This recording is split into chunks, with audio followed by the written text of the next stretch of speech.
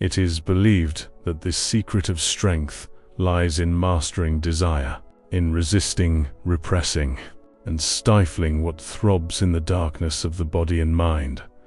But this is false. Jung said that those who try to free themselves from their demons also lose their angels. True power lies not in denying fire, but in learning to master it. For instinct, repressed, rots, but understood, it transforms into creative power. He who understands his desire is not its slave. He masters it. He transforms impulse into direction, need into presence, desire into movement. This is why so many men fail in silence. They believe that self-control is equivalent to the absence of desire, when in reality it is a conscious union with it. Desire is man's most primal energy, the root of the will to live. It is the instinct that animates, creates, builds empires, and destroys the weak. But few realize that it is not only sexual, but spiritual. It is the force that awakens the body and gives meaning to the soul. Jung saw desire as a portal.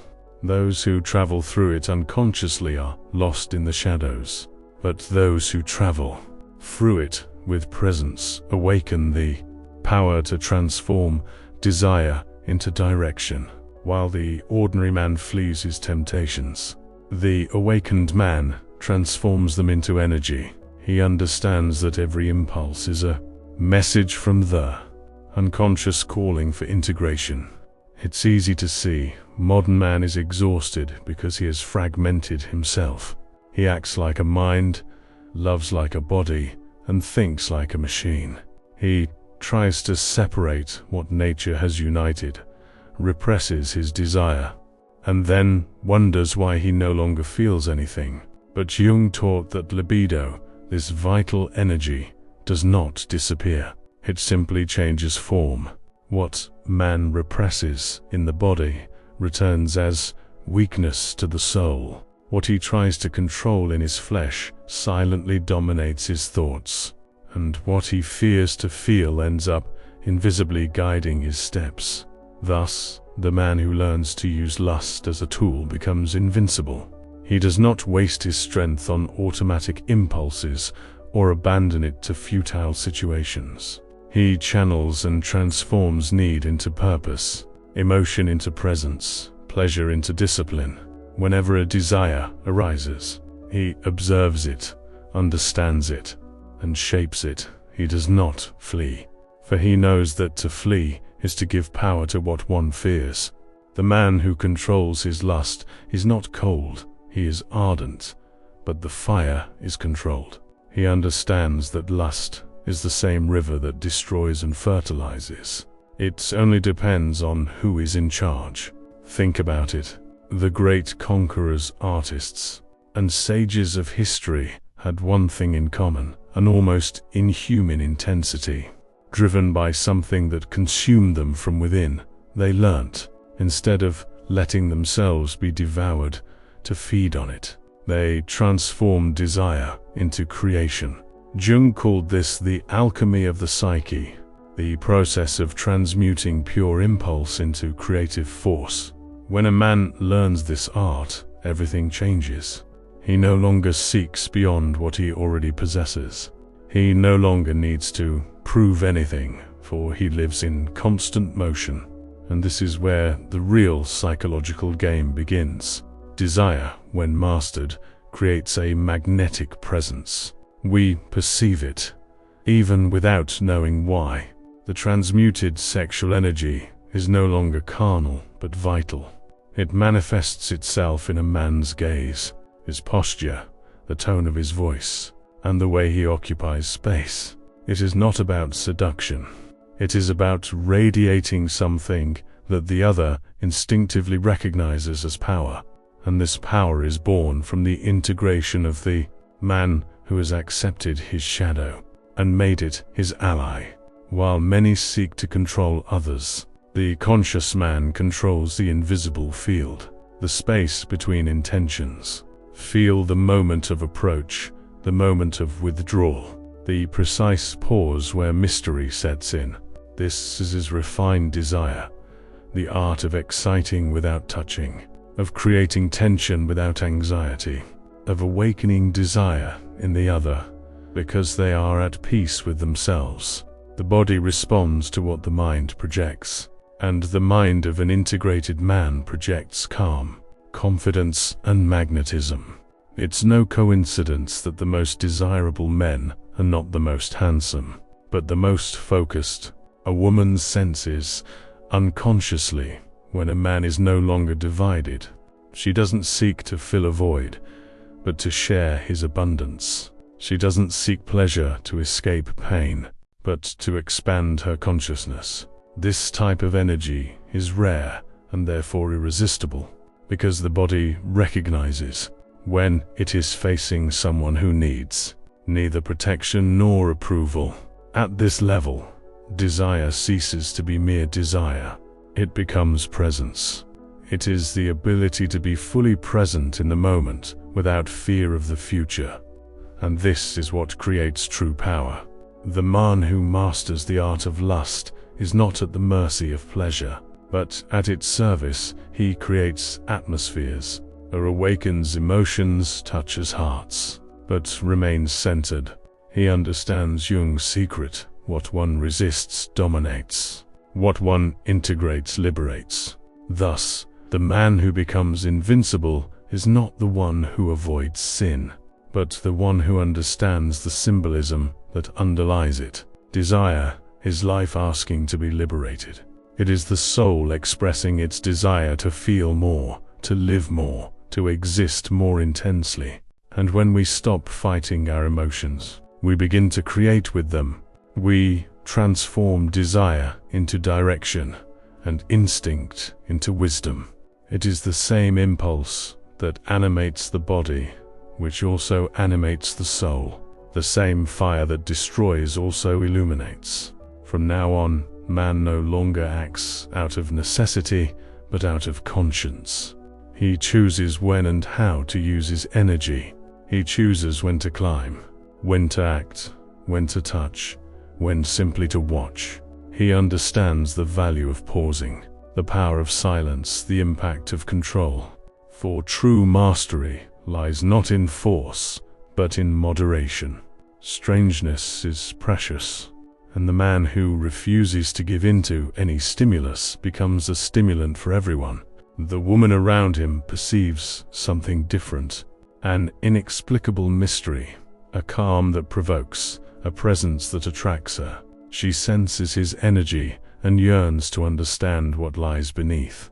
But it does not explain. It does not seek. It does not pursue. It simply exists intensely. This is the secret of transcended desire. It is not about desiring the other, but about being so complete that the other wants to share this fullness. Desire, used consciously, does not create dependence. It creates movement. It is the force that drives man to surpass himself, to create, to conquer. When he channels this energy into work, it becomes discipline. When he channels it into art, it becomes inspiration. When he channels it into love, it becomes devotion. Everything a person touches with total presence is transformed. Jung saw this as the harmonious union of eros and logos, love and reason. Thus, man becomes a creator rather than a consumer of pleasure. This is the boundary few cross. Understanding that lust is not the enemy of spirituality, but its driving force. Desire is not the opposite of purity. It is the path to it. Anyone who recognizes this ceases to be fragmented. They cease to be half-bodied, half-soul. They become one, and in this state of wholeness, they become magnetic, safe, and free.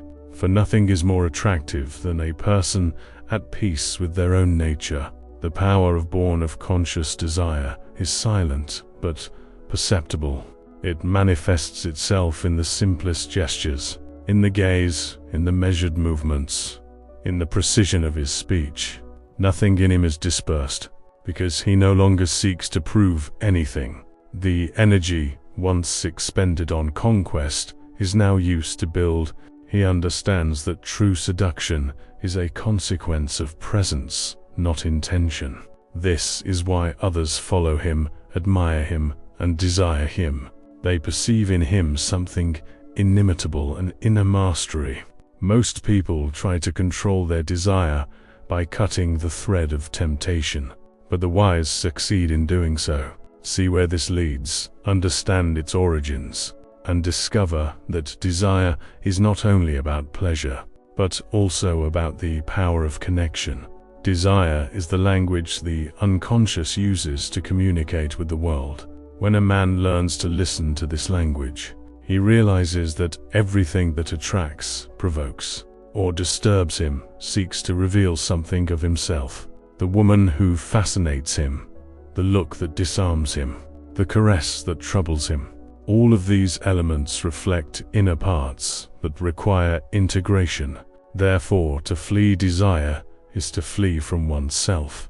Jung asserted that the path to individuation lies through a descent into the unconscious, and that lust is one of the most direct ways to access it. It is through the body that the soul reveals itself.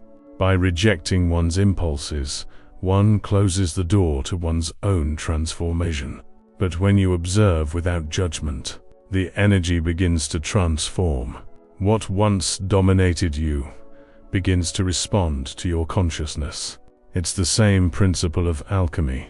Raw material needs the right fire to become gold, and the fire of lust, used wisely, purifies a person until only what is essential remains. There comes a point when the tension of desire ceases to seek an object, but transforms into clarity. It is then that the person realizes that they do not desire to possess anything, only to live in a state of presence. They no longer desire fulfillment, but expansion. At this point, their gaze becomes deeper, their voice more serene, their touch more intentional. Each of his gestures is a prayer in disguise. Pleasure ceases to be an end in itself and becomes the means to discover one's own mystery. This is what differentiates the ordinary man from the integrated man. The ordinary man is driven by urgency. He needs to act, to demonstrate, to satisfy. The integrated man chooses. He understands time, knows when to let silence speak for him, when to step back to increase his impact, when to create absence to generate presence. It's the invisible game that few understand, the play of rhythm, tension, and pause. This same game exists in music, art, and psychology. Emotion is latent, and the human mind is programmed to desire that which fades slowly. Thus, he who masters time masters the field. Lust, used wisely, does not generate chaos, but harmony. It gives man the ability to read the energy of his environment, to perceive intentions before they manifest. He becomes more sensitive, more attentive, more magnetic. This sensitivity, which many mistake for weakness, is the pinnacle of self-control, because feeling everything while remaining focused requires courage, and this courage is rare. A woman notices this difference immediately. He doesn't need to speak to feel it. His body recognizes it. His subconscious recognizes it, but there's something deeper to understand. The desire that transforms a man isn't the one that seeks pleasure, but the one that seeks communion. Touch ceases to be purely physical and becomes spiritual. Pleasure ceases to be an explosion and becomes an expansion. It is then that man understands the true meaning of life, to feel fully without being a prisoner of what he feels. The liberating pleasure is not that of the flesh, but that of fully existing. Thus, whoever masters this energy becomes unpredictable. He can remain silent and yet be the center of attention. One can step away and yet be remembered. One can look and have an impact greater than 1,000 words. He does not follow patterns, because he understood that predictability kills mystery. That mystery is the breeding ground of desire. Jung said that the unconscious is attracted to the unknown, and that is why the predictable man never awakens the imagination. A woman doesn't fall in love with answers, but with living questions. A man of integrity is a living question. Unpredictability in this context isn't manipulation, it's art. It's the art of harnessing energy with intention, of creating small breaks in the pattern so that the other person remains present. It's the gesture that interrupts the emotional routine, the pause that generates expectation, the absence that invites imagination to fill the void. This subtlety is the domain of masters. For power lies not in what is shown, but in what is implied. And so the man who masters lust creates sensory dependence, not through excess, but through lack. Sensory dependence is not an addiction. It is a deep connection. It is the state in which the other no longer seeks stimulation, but rather the specific presence of the one who provoked it. Body, mind, and soul harmonize to respond to a unique energy. This is why Jung said that a true relationship is the union of two wholes, not two halves. The complete man awakens the desire to be complete in the woman who meets him.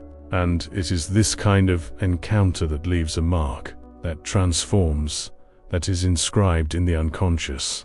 She does not seek merely pleasure. She desires the experience of self-awakening. At this stage, desire ceases to be instinctive and becomes language. Touch becomes a message. The gaze, an invitation. Silence, a temple. Energy flows unhurriedly. And everything that was previously mundane becomes ritual. The invincible man lives thus, in a state of constant sacredness. Nothing is automatic. Everything has intention. He has learned that pleasure is the body's way of expressing its gratitude for life. And that is why he lives with gratitude and intensity. But there is one last secret that few know. The man who uses desire to become invincible does not seek to control others. He seeks to know himself through them. He understands that every attraction is a mirror, that every sensory experience reveals a part of himself that still yearns to be understood. He allows himself to feel without losing himself, to touch without possessing, to desire without depending. And in this maturity, he discovers the true meaning of power, not dominating the world, but mastering one's own fire. Ultimately, the man who learns to master lust does not live at war with his instincts, but in communion with them. Transform every impulse into direction, every desire into creation, every touch into awareness. Desire ceases to be a shadow and becomes condensed light, an energy that moves without destroying, that ignites without burning. It is no longer a prisoner of necessity. It is the master of intention. And it is at this point that it becomes invincible.